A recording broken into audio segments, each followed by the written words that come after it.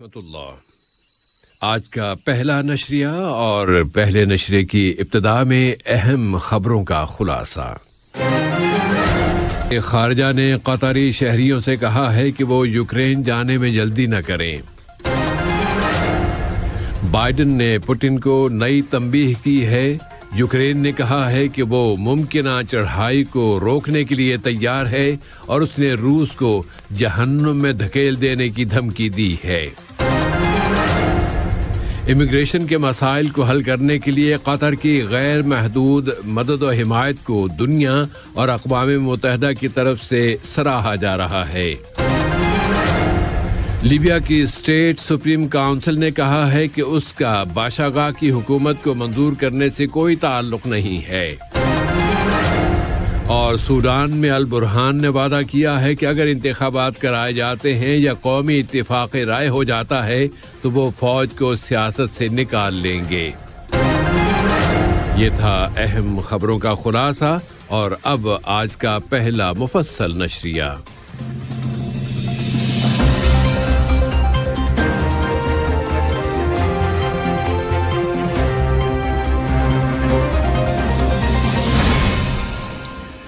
بسم اللہ الرحمن الرحیم۔ آج کے نشریے کا آغاز یوکرین کے بحران کی تازہ ترین صورتحال سے کرتے ہیں۔ وزارت خارجہ نے قطری شہریوں سے کہا ہے کہ وہ کسی بھی شدید ضرورت کے بغیر یوکرین جانے سے پہلے ذرا سوچ لیں، اور اگر کسی کو وہاں جانے کی سخت ضرورت پیش آ جائے تو وہ قونصلیٹ کے امور کے ادارے یا یوکرین میں موجود قطری سفارت خانے کے ساتھ کوآرڈینیٹ کریں۔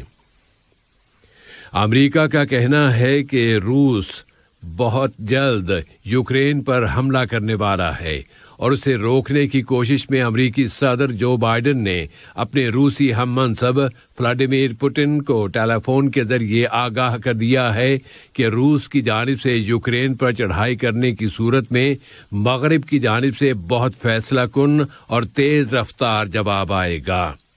اس کے جواب میں کرملن نے اس کے بقول امریکی ہسٹیریا کے بارے میں کہا ہے کہ امریکی ہسٹیریا اب پیک پر پہنچ گیا ہے اور وہ اس کی مذمت کرتا ہے۔ اس کے ساتھ ہی اس نے یہ بھی کہا ہے کہ پوٹن اور بائیڈن ہر سطح پر رابطے جاری رکھنے پر متفق ہو گئے ہیں۔ روسی صدر ولاڈیمیر پوٹن نے بائیڈن کے ساتھ ٹیلی فون پر بات چیت کرنے سے پہلے فرانس کے صدر ایمانوئل میکرون کو ٹیلی فون کیا تھا، اور فرانس کے صدر نے پھر یوکرین کے صدر وولودیمیر زیلنسکی اور جرمن چانسلر اولاف شولٹز کے ساتھ بات چیت کی کہ ان کے بعد وہ امریکی صدر سے بات کریں گے۔ اس سے پہلے امریکی وزیر خارجہ اینتھونی بلنکن نے اپنے روسی ہم منصب سرگی لیوروو کے ساتھ ٹیلی فون پر رابطہ قائم کیا اور کہا کہ یوکرین میں کشمکش سے بچنے کے لیے اب بھی سفارتی راستہ کھلا ہے، لیکن اس کے لیے ضروری ہے کہ ماسکو شدت میں اضافہ روک دے اور نیک نیتی کے ساتھ ڈائیلاگ کرے۔ اس دوران میں یوکرین کے وزیر اعظم ڈینس شمیہال نے زور دے کر کہا ہے کہ وہ اس کی سرزمین پر روس کی ممکنہ چڑھائی کو روکنے کے لیے تیار ہے، اور یوکرینی فوجوں کے چیف آف سٹاف نے سرحدوں پر موجود روسی فوجوں کے نام اپنے پیغام میں ان کے بقول انہیں جہنم میں دھکیل دینے کی دھمکی دی ہے۔ اس سب کچھ کے ساتھ ہی مشرق اور مغرب کے ممالک اپنے اپنے شہریوں کو یوکرین میں رہنے پر متنبہ کر رہے ہیں کہ اس علاقے میں جنگ چھڑ جانے کا امکان ہے۔ اس اصلاح میں یوکرین کے ہزاروں باشندوں نے اپنے متحد رہنے کا اظہار کرنے کے لیے دارالحکومت کییو میں ایک جلوس نکالا ہے۔ انہوں نے یہ سلوگنز اٹھا رکھے تھے کہ ہم متحد ہیں، ہمیں اپنی آزادی کے لیے لڑنا ہوگا، ہم یہاں اس لیے آئے ہیں کہ ہم بتانا چاہتے ہیں کہ ہم ڈرنے والے نہیں ہیں۔ جلوس کے شرکاء نے یہ نعرے بھی لگائے کہ یوکرین متحد ہے، وطن سربلند ہے اور دشمنوں کی موت ہے، اور یوکرینی مزاحمت کریں گے۔ معاون وزیر خارجہ اور وزارت خارجہ کی سرکاری ترجمان محترمہ لولوا بنت راشد الخاطر اور جمہوریہ یونان کے وزیر امیگریشن جناب نوٹس مٹراکیس نے دونوں ملکوں کے درمیان تعلقات و تعاون اور متعدد علاقائی و بین الاقوامی مسائل پر بات چیت کی ہے۔ دونوں رہنماؤں کی اس ملاقات میں نقل مکانی کرنے والوں کے مسائل، امیگریشن کے چیلنجوں، افغانستان کی صورتحال اور افغان عوام کو امدادی سامان اور مدد پہنچانے کی مشکلات پر بھی بات چیت ہوئی ہے۔ یونان نے قطر کی جانب سے افغانستان کو فراہم کی جانے والی انسانی امداد کی کوششوں پر قطر کا شکریہ ادا کیا ہے اور افغانستان کے انسانی بحران کے خاتمے کے لیے بین الاقوامی تعاون کی اہمیت پر زور دیا ہے۔ امیگریشن کے مسائل اور اس کے چیلنجوں سے متعلق قطر کی منفرد اور نمایاں کوششوں کو اقوام متحدہ کی طرف سے سراہا جا رہا ہے۔ قطر میں اقوام متحدہ کے مشن برائے امیگریشن کے سربراہ محترمہ ایمان یونس اوریقات نے کہا ہے کہ دوحہ اقوام متحدہ کے پروگراموں اور منصوبوں کی لامحدود مدد و حمایت کر رہا ہے۔ اخبار الرایا کو دیے گئے اپنے ایک انٹرویو میں انہوں نے کہا کہ بے گھر ہونے والوں کو پرامن اور باعزت ماحول فراہم کرنے کے لیے قطر کی کوششیں انتہائی قابل قدر ہیں۔ قطر نے حکومت اور شہریوں کے درمیان قربت کی کیٹیگری میں سن 2021 کا جدت یعنی انوویشن کا world summit on digital award جیت لیا ہے۔ قطر کو یہ ایوارڈ اسمارٹ قطر کے ڈیجیٹل انفراسٹرکچر پر مشتمل تسمو پلیٹ فارم پر دیا گیا ہے۔ جدت کے اس عالمی ایوارڈ کے حصول کے لیے دنیا کے 100 سے زیادہ ملکوں کی جانب سے 800 منصوبوں کو بطور امیدوار پیش کیا گیا تھا، لیکن یہ ایوارڈ قطر کے تسمو پلیٹ فارم کے حصے میں آیا ہے اور اس کی ایک وجہ یہ ہے کہ قطر ایک سمارٹ ملک بننے کے لیے اپنے تمام سسٹمز کو ڈیجیٹل میں کنورٹ کر رہا ہے۔ ملک میں کورونا کی پابندیاں نرم کرنے کے نئے پیکج پر عمل درآمد شروع ہو گیا ہے۔ اس کے لیے وزارتی کابینہ کی طرف سے فیصلے جاری کیے گئے تھے۔ پابندیوں کے نفاذ میں یہ نرمی صحت کے شعبے کی اس کامیابی کے بعد کی جا سکی ہے جس میں کورونا کی عالمی وبا کی تیسری لہر اب یہاں سے گزر چکی ہے اور اس وبا سے متاثر ہونے والوں کی یومیہ یعنی روزانہ کی تعداد میں مسلسل کمی آ رہی ہے۔ اس وائرس کے خلاف ویکسین حاصل کرنے والوں کی تعداد میں مسلسل اضافہ ہوتا جا رہا ہے۔ ملک کی صحت کی صورتحال کے بارے میں وزارت صحت عامہ نے اعلان کیا ہے کہ گزشتہ 24 گھنٹوں کے دوران کورونا کے مزید 607 کیسز رجسٹر ہوئے ہیں، جبکہ مزید 1128 مریض اب صحت یاب ہو گئے ہیں اور کوئی مریض فوت نہیں ہوا۔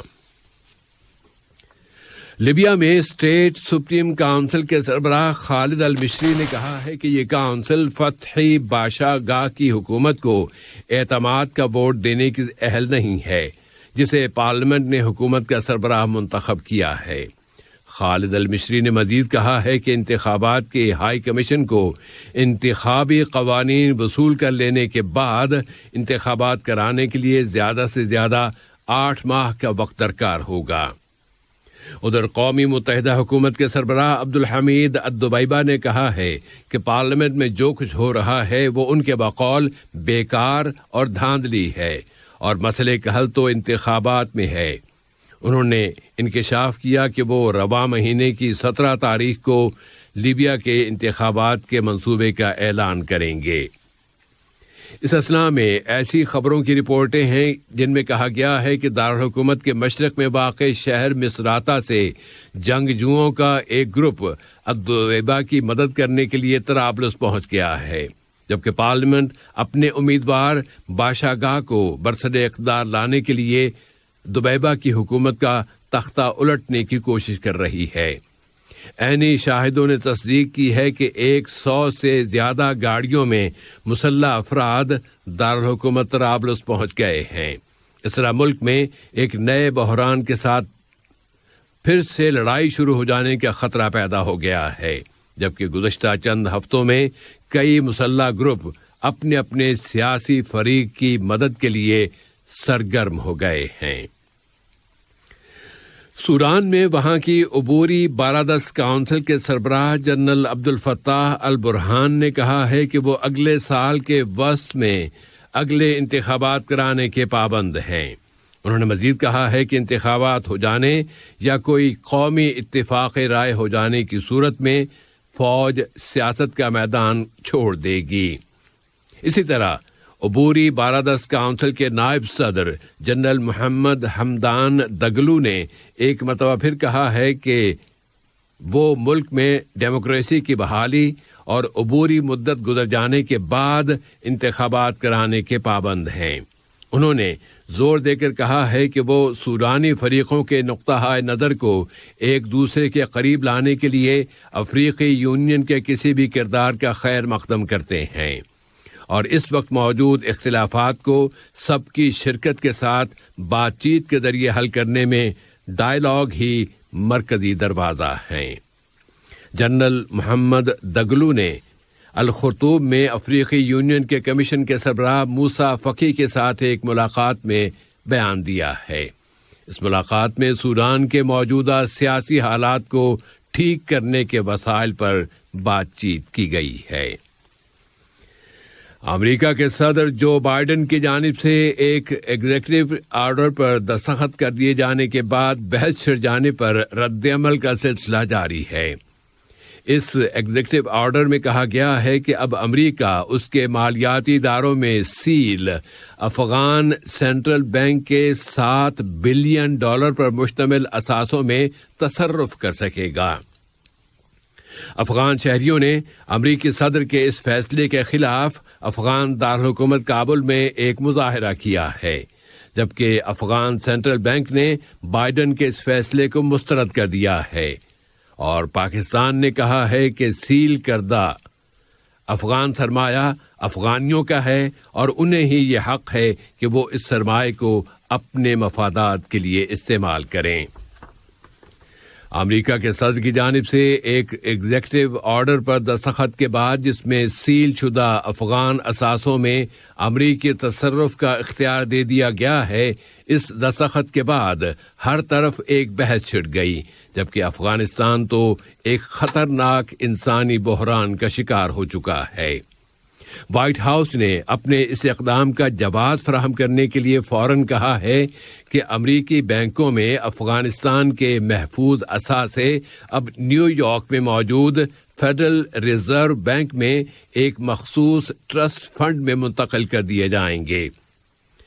اس دوران میں یہ میڈیا رپورٹیں بھی آ رہی ہیں کہ بائیڈن اس رقم کا آدھا حصہ 11 ستمبر کے حملوں میں ہلاک ہونے والوں کی فیملیز کے مطالبے پر انہیں بطور معاوضہ دے دیں گے اور بقیہ آدھی رقم افغانستان میں انسانی امداد کے شعبے میں خرچ کی جائے گی۔ طالبان نے بائیڈن کے اس اقدام پر اپنے غصے کا اظہار کیا ہے۔ طالبان نے گزشتہ نومبر میں امریکی کانگریس سے مطالبہ کیا تھا کہ افغان سینٹرل بینک کے اثاثے بحال کیے جائیں تاکہ وہ افغانستان کی مشکل انسانی اور اقتصادی صورتحال کا مقابلہ کرنے میں استعمال کی جا سکے۔ یہ بحث خود امریکہ میں بھی جاری ہے اور اقتصادی ماہرین، امدادی تنظیموں کے اہلکاران اور خود امریکی کانگریس کے ممبران تک امریکی صدر کے اس فیصلے کے بارے میں کہہ رہے ہیں کہ اس طرح افغان معیشت کو کچلا جا رہا ہے، اور کچھ نے تو یہ بھی کہہ دیا ہے کہ یہ ایک اجتماعی قتل عام ہے۔ اہم خبروں کا خلاصہ ایک مرتبہ پھر۔ وزارت خارجہ نے قطری شہریوں سے کہا ہے کہ وہ یوکرین جانے میں جلدی نہ کریں۔ بائیڈن نے پوٹن کو نئی تنبیہ کی ہے۔ یوکرین نے کہا ہے کہ وہ ممکنہ چڑھائی کو روکنے کے لیے تیار ہے اور اس نے روس کو جہنم میں دھکیل دینے کی دھمکی دی ہے۔ امیگریشن کے مسائل کو حل کرنے کے لیے قطر کی غیر محدود مدد و حمایت کو دنیا اور اقوام متحدہ کی طرف سے سراہا جا رہا ہے۔ لیبیا کی اسٹیٹ سپریم کونسل نے کہا ہے کہ اس کا باشاگاہ کی حکومت کو منظور کرنے سے کوئی تعلق نہیں ہے۔ اور سوڈان میں البرہان نے وعدہ کیا ہے کہ اگر انتخابات کرائے جاتے ہیں یا قومی اتفاق رائے ہو جاتا ہے تو وہ فوج کو سیاست سے نکال لیں گے۔ ریڈیو قطر سے آج کا پہلا نشریہ اپنے اختتام کو پہنچا۔ فی امان اللہ۔